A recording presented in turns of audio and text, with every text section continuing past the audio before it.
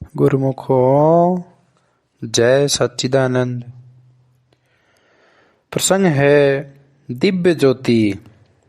दोहा है श्री परमहंस दयाल जी भूपों के महाभूप, अहनिशि मैं बंदन करूं चरणम्बोज अनूप। श्रद्धा सहित बंदन करूं सतगुरु के चरणार, जिन चरणन की ओट का जीव होए भवपार। संत रूप धर आए हैं निराकार भगवान, आए हैं देने प्रभु प्रेम भक्ति का दान। ज्ञान चक्षु खुल जात है सतगुरु कृपा प्रताप, श्रद्धा से सेवा किए मिटे सकल संताप। दास के सतगुरु देव जी हो जीवन आधार, दृढ़ राखो मोहि भक्ति में बिनहु बारंबार। अर्थ है श्री परमहंस अद्वैत मत के महान प्रवर्तक भक्त वत्सल हृदय सम्राट प्रातः स्मरणीय श्री श्री 108 श्री स्वामी अद्वैत आनंद जी महाराज श्री प्रथम पातशाही जी ने सुखद वरद चरणारविंदों में दासानुदास का श्रद्धा एवं निष्ठा सहित बारंबार दंडोत प्रणाम है। संतों की बाड़ी है कि साहिब के दरबार में केवल भक्ति प्यार साहिब भक्ति में राजी।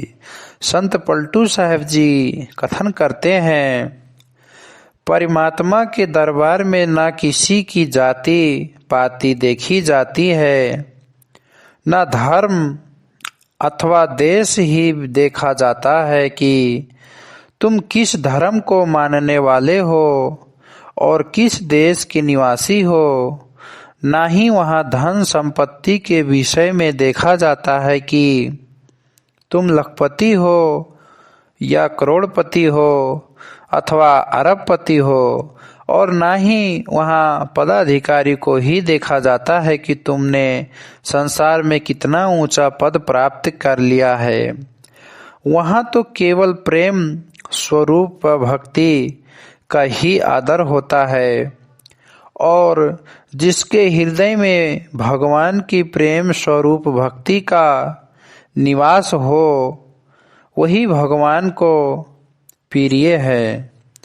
श्री परमहंस दयाल जी श्री प्रथम पातशाही जी महाराज आगरा उत्तर प्रदेश तथा मध्य भारत में ज्ञान की धारा प्रवाहित करते हुए जयपुर पहुँचते हैं।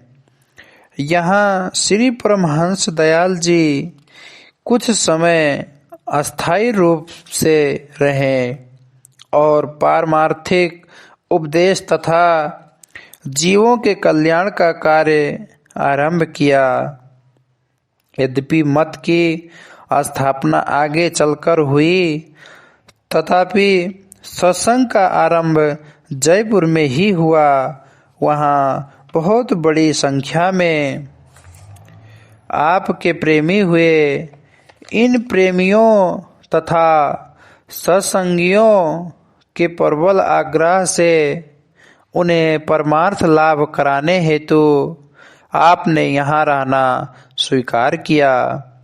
आप श्री अमृत प्रवचनों से जनसाधारण को मुदित करने लगे। सुंदर शरीर अत्यंत तेजस्वी मुखारबिंद से दिव्य मूर्ति जब भी श्री अमृत वचन द्वारा प्रभावित करते तो प्रकृति मौन हो जाती। दिशाएं जयकारों की ध्वनि में गूंजती हो उठती। देवी देवता भी आपकी तेजस्वी मूर्ति के सम्मुख सिर झुका शरण ग्रहण होने के इच्छुक होते। आपकी वाणी में मधुरता तथा आकर्षण था और आपका जीवन तप एवं वैराग्य युक्त होने से प्रभावित करने वाला था। यही कारण था कि सर्वसाधारण स्वयं प्रभावित हो आपकी ओर खींचे चले आते थे। आप में यह भी एक विशेष गुण था कि जिस प्रकार का प्रेमी हो उसके साथ वैसा ही व्यवहार करते थे। यहाँ ऊंच नीच अमीर गरीब कोई भेदभाव न था, बस आप तो प्रेम के ही भूखे थे। एक दिन आप श्री परमहंस दयाल जी और महंत रामेश्वर दास जी, जिनके आप अतिथि थे, मोती डोंगरी से वापस जयपुर जा रहे थे। रास्ते में एक कुम्हार गधे लिए जा रहा था।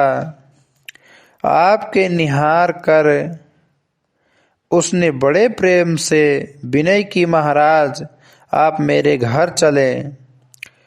आप उसकी श्रद्धा भावना पर प्रसन्न होकर उसे साथ चलने दिए। उसके घर कोई बिस्तर भी न था। उसने एक फटी हुई पुरानी कथरी बिछा दी।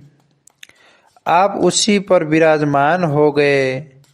कुम्हार ने जो कि दो मोटी मोटी रोटियां तथा छाछ से भरा एक मिट्टी का प्याला श्रद्धा पूर्वक आपके आगे रख दिया। आपने बड़े प्रेम से रोटियां खाई और छाछ का प्याला भी पी लिया।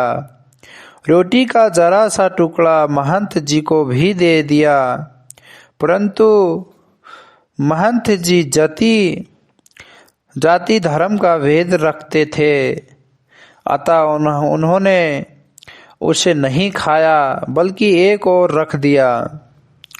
आज जब आप और महंत जी निवास स्थान पर आए तो महंत जी ने इस बात की चर्चा अपने माता जी से की और कहा कि आज तो श्री गुरु महाराज जी को अवश्य कष्ट होगा। उन्होंने अत्यधिक भोजन कर लिया। माता जी ने कहा कि फकीरों के संबंध में अधिक बातचीत करना उचित नहीं होता, किंतु वे न माने और आप जो की पास आकर कहने लगे, आप घर पर एक छटाक 60 ग्राम चावल भी मुश्किल से खाते हैं। आज वहाँ यह जो कोई भी मोटी रोटी और इतनी छाछ कैसे पी गए? आपने हंसकर फरमाया, कुम्हार की श्रद्धा पूरी करने के लिए देखो किसी नम्रता और श्रद्धा से उसने हमें बुलाया और खाना खिलाया। यदि उसके घर में ना जाते और खाना ना खाते तो वह समझता कि साधु लोग अमीरों के घर जाते हैं और मेवे मिठाइयाँ खाते हैं। गरीबों से मिलना ही इन्हें अच्छा नहीं लगता और उसका बढ़ता हुआ प्रेम दब जाता। शेष आपने देख लिया है कि कितने प्यार से उसने खिलाया और हमने खाया। जब दोनों तरफ ऐसा प्रेम हो तो खाने पीने की वस्तु क्या, यदि विष भी मिल जाए तो भी कष्ट ना होगा। इस प्रकार आपने दर्शा दिया कि महाराज महापुरुष सदा ही प्रेम के भूखे होते हैं, एवं संपत्ति के नहीं। जितने भी प्रेम एवं श्रद्धा से भगवान को पुकारा वे उसे के हो गए। भगवान सदा अपने प्रेमियों के वश में होते हैं। इसके पश्चात वह कुम्हार संतों की सेवा बड़ी ही श्रद्धा पूर्वक करने लगा। गुरुमुख जन भी संत महापुरुषों की वेला भक्ति नम्रता और श्रद्धा पूर्वक करते रहे। जिसने भी फलस्वरूप वे महापुरुषों की प्रसन्नता के पात्र बनकर अपना लोक परलोक सुहेला बना सकें।